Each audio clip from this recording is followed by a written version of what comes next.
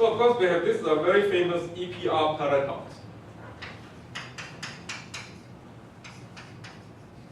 That makes quantum mechanics very uncomfortable. And you have, say, I think it's Einstein, Podolsky, and Rosen who came up with this paradox, okay? And in this experiment, you assume that you have a pi meson particle that decays into electron-positron pair, like E minus E plus, okay? Originally, this has a spin of 0, okay? And then the total spin of this has to be 0, and it turns out that the positron and electron pair has to be in what is called the triplet state. Okay, the triplet state of this, the singular state of the triplet state. So the psi has to be consisting of spin up for the electron, spin down for the positron, minus spin up for the. So this is called the singlet state.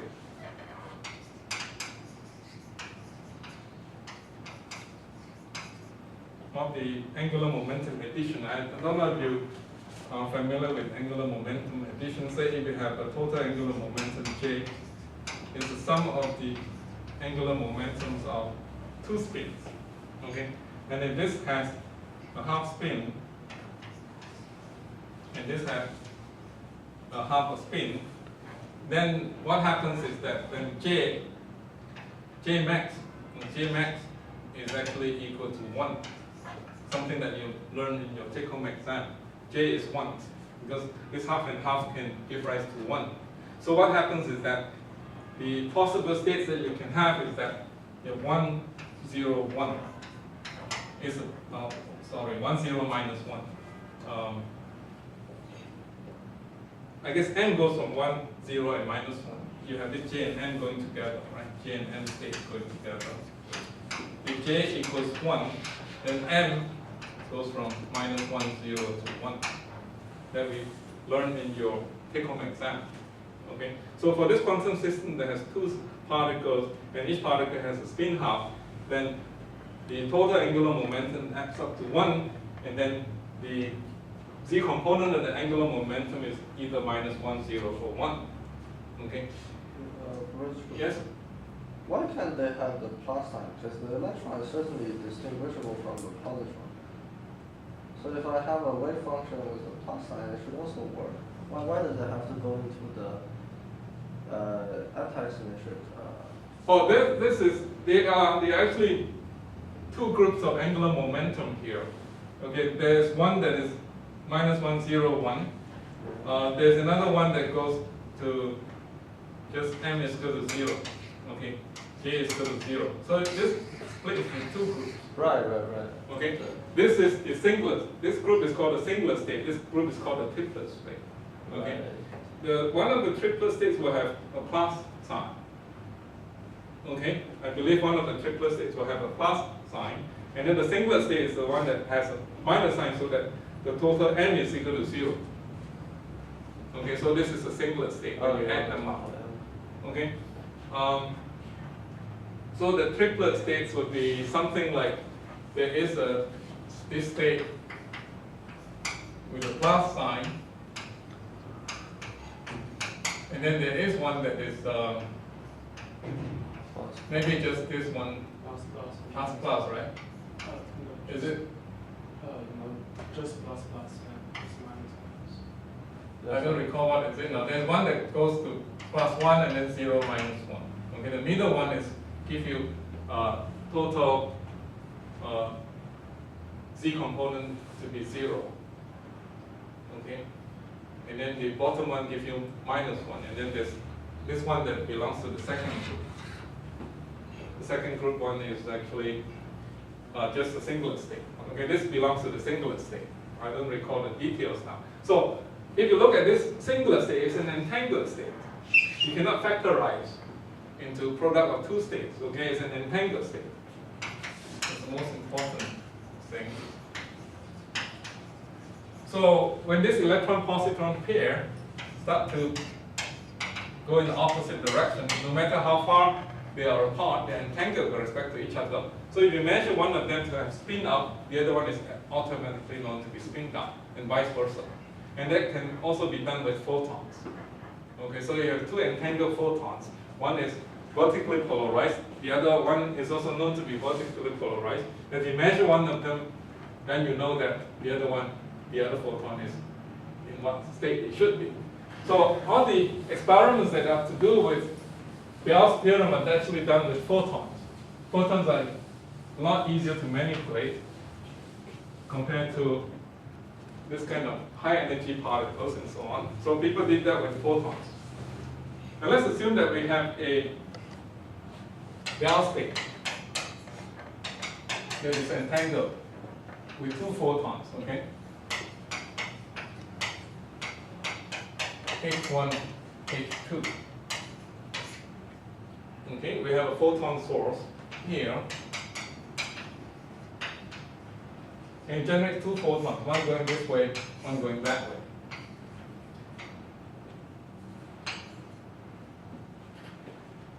And so if photon 1 is vertically polarized, photon 2 is also vertically polarized. If photon 1 is horizontally polarized, it also photon 2 is also horizontally polarized. Okay? Then you try to measure photon 1 with a polarizer to decide. Actually, the polarizer is not that simple in this diagram, but you have a polarizer polarized in the A direction. You try to measure the polarization of photon 1. And then you have another polarizer on this side. This is just a simple pictorial diagram of a polarizer. You try to measure the polarizer of photon 2. Okay, then you try to correlate these two experiments and see how they correlate and to see if they fit with quantum interpretation.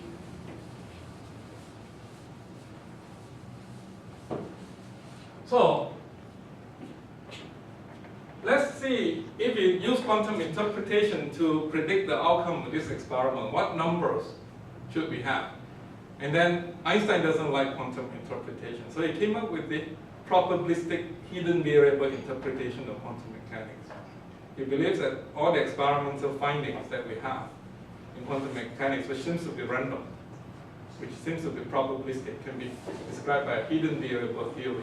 Maybe there's a hidden variable somewhere that makes all this outcome probabilistic. And he assumes that it could be the case and see what kind of outcomes will we see in this experiment. Okay? Let's do a quantum interpretation first. Okay?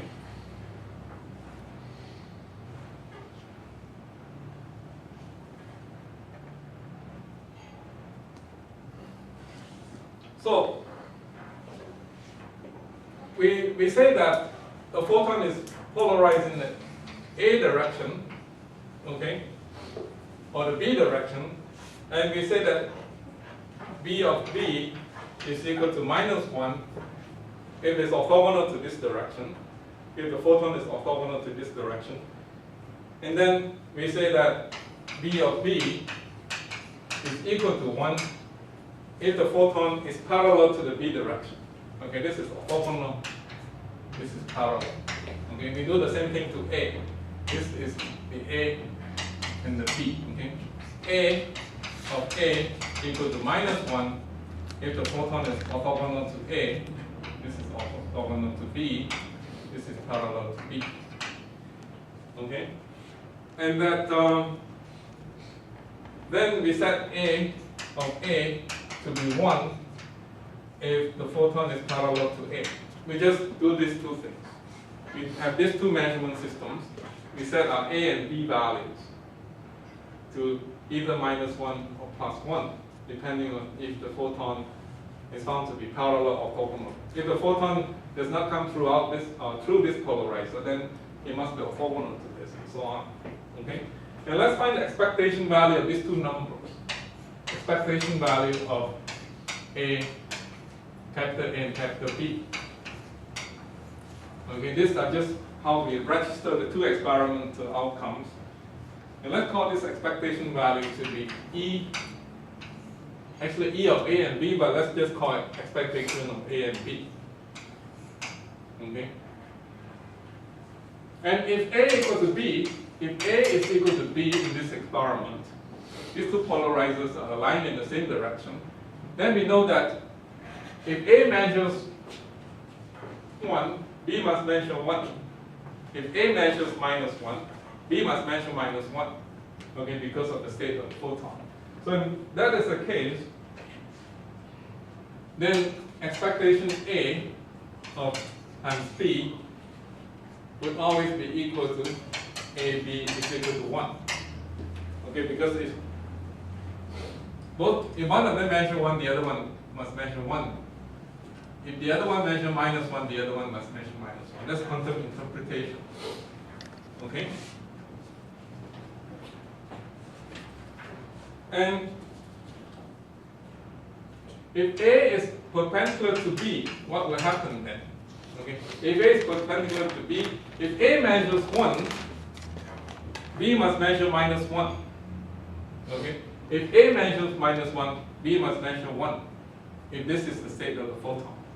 Okay? If A is perpendicular to B, then expectation A of A times B of A, B of B, okay, would be equal to A times B is always equal to -1. These two are always opposite in sign, if they are orthogonal to each other. So this is kind of uninteresting. The interesting case happens if A is not parallel to B, if A is not orthogonal to B, if they are at an angle. Okay, if A dot B is at an angle, like this might be A, B, cosine theta. If A is pointing in this direction, B is pointing in that direction, the two polarizers are not aligned with respect to each other, then something very interesting happens. Okay, according to quantum interpretation, this should be the outcome of the experiment. According to quantum interpretation, the photon that goes to polarizer A can be written as cosine theta of the photon that goes to polarizer B with a vertical polarization times sine theta of the photon that goes to B with the horizontal polarization. If the two polarizers are not aligned with respect to each other, then the B and H polarization of polarizer B should be related to the vertical polarization of photon A in this manner. And then the horizontal polarization of photon A should be equal to this plus cosine theta. So this is just a simple projection of the vertical and horizontal polarization from one polarization to the other one. But this is a very unique feature of photons, because photons are quantum particles. Okay, even one photon will have this property. A single photon will have this property because it is a quantum particle. And because a photon in this state should be thought of as a linear superposition of a photon in these two different states. A photon in this state should be thought of as a linear superposition of two photons in these two different states. But this is just involving one photon. Okay? So, if P1 measures, if the polarizer 1 measures an outcome A of A equals 1, what does it mean? Okay. Then that means that polarizer 1 measures a photon that is parallel to it.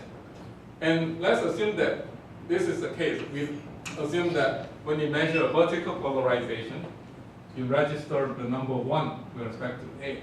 Okay? Then the probability of a vertical polarization being detected by polarization 2, okay, the polarizer 2 will have a cosine square theta of detecting a vertical polarization. Okay, because for the photon that's going to polarizer B, there will be a cos square theta of being detected with a vertical polarization. And then the sine square theta of being detected with the horizontal polarization. Then the B, okay, the number B that you see in this case is equal to cos squared theta. And when polarizer B measures a vertical polarization, it gives the value of B1. But when it measures a horizontal polarization, it gives the value B of -1. So this should be a minus sine squared theta here. Okay.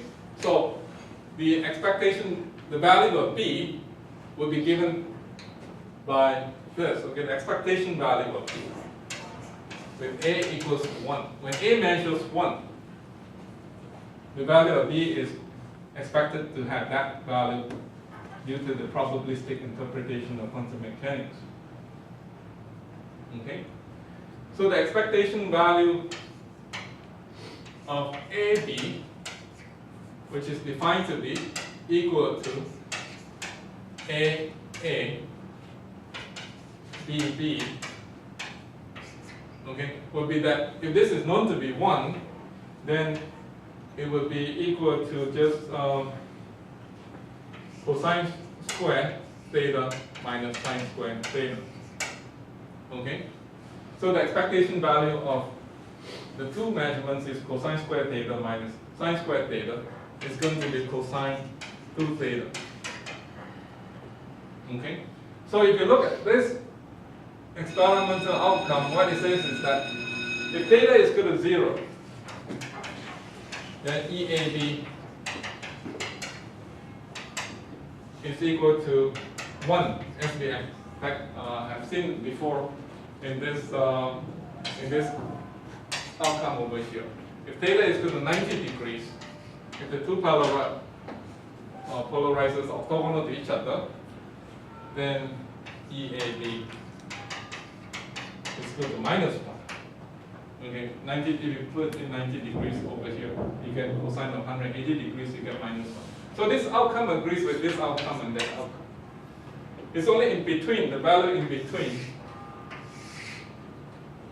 that is somewhat different. And it's this value in between that distinguishes quantum interpretation from the hidden variable interpretation. Hidden variable interpretation we go and talk about after the coffee break. Okay?